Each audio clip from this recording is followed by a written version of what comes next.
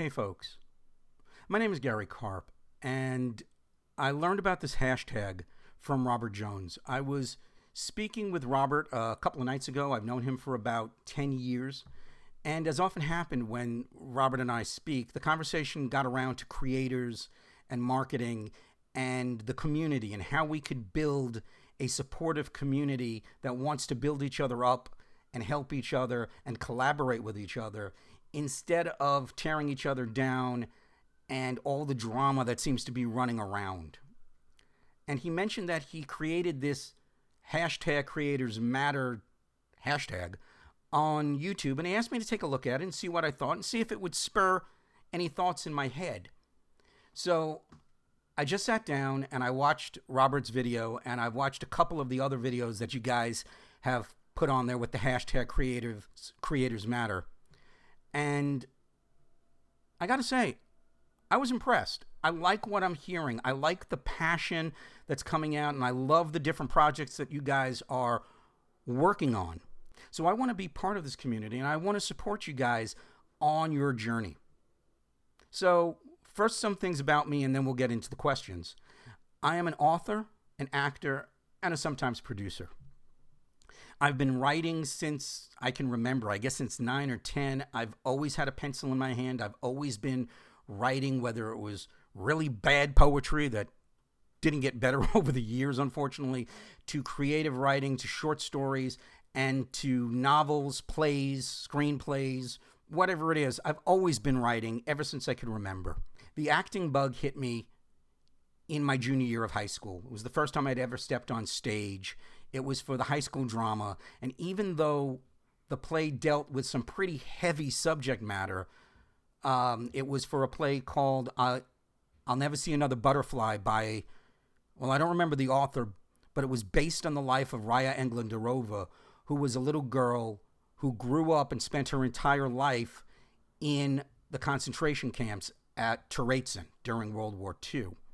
And when the camps were liberated, they found her drawings and her diaries, and they turned it into, and then someone turned it into a play. And yes, that's what my high school did for a drama. Not exactly light fare. Anyway, that was the first time I had stepped on stage, and even though it was heavy subject matter, the minute my feet hit the floorboards, I knew I was home. I knew that the stage was where I belonged. And so I spent a good chunk of my life after that, I'd say between the ages of 18 to 30, maybe 35, trying to be an actor and doing everything from off-Broadway to black box theater to community theater to murder mystery dinner theater, which was a shitload of fun. Never did the summer stock thing, but I have acted in many states and on many stages, especially in the New York metropolitan area, which is where I'm from. And I don't really act that much anymore. I still love it, but as I got older, other priorities took over. I'm also consider myself a sometimes producer because I sometimes produce, right? And this was something that I just fell into. I've always hung around and been blessed to have very, very creative friends and a creative support system.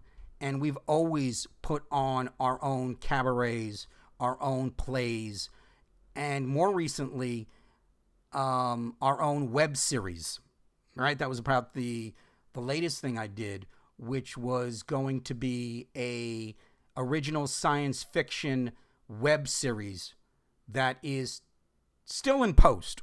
Well, I mean, the filming got done last year or about a year and a half ago. The thing is still in post as we run into an issue of trying to find the money to finish the project, right? And that's, I think, something all creators can understand and relate to, is that balance of, okay, I need the money to finish the project, which means I got to put the project on hold. And that's where that science fiction web series is right now. So now that you know a little bit about me, let's hit the questions. So question number one is, what are your creative superpowers?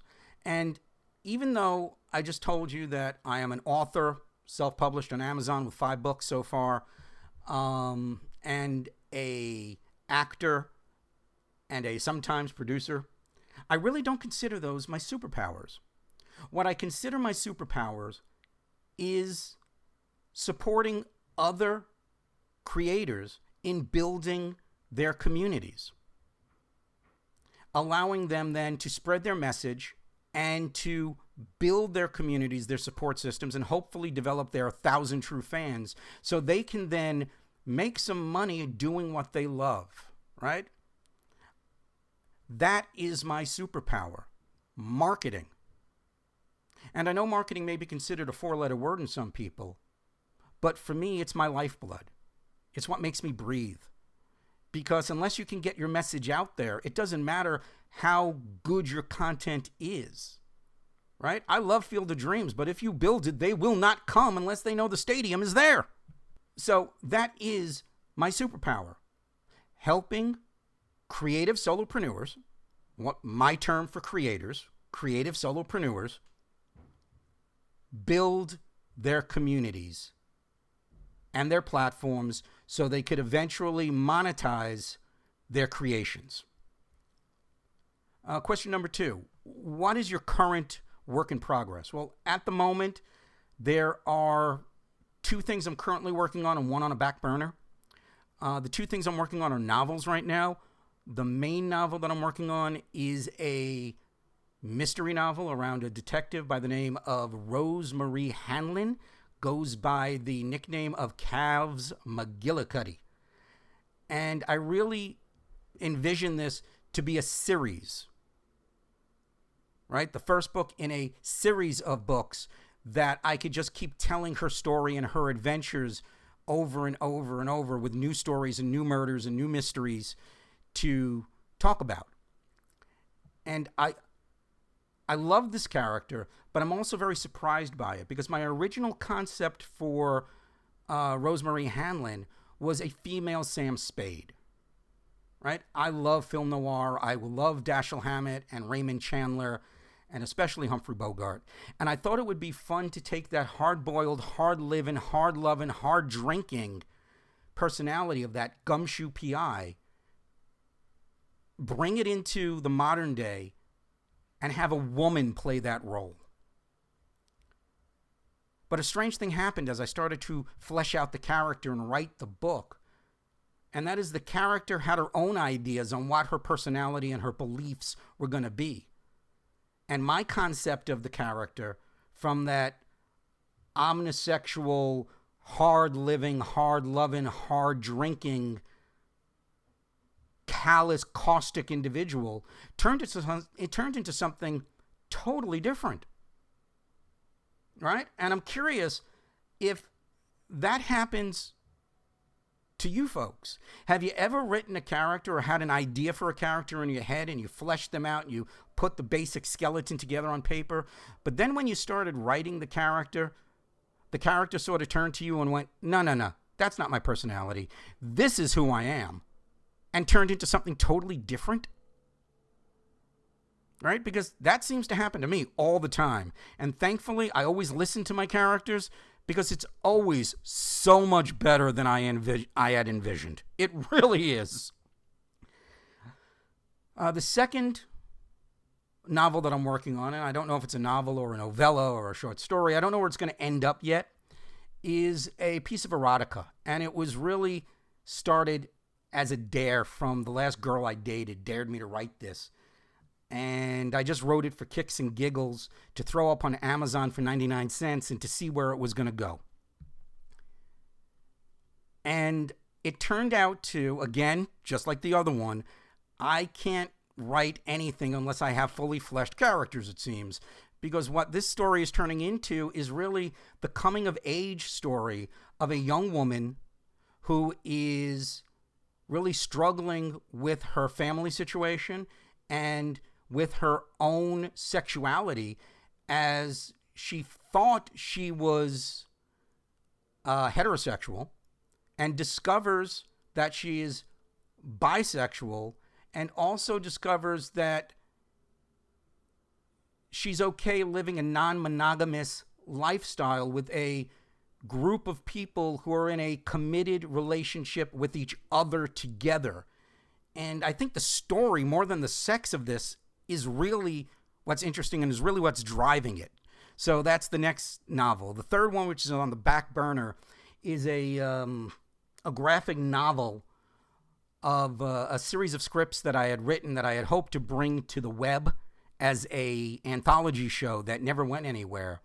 But the director of the show actually contacted me after reading the scripts and said, hey, listen, can we turn this into a graphic novel?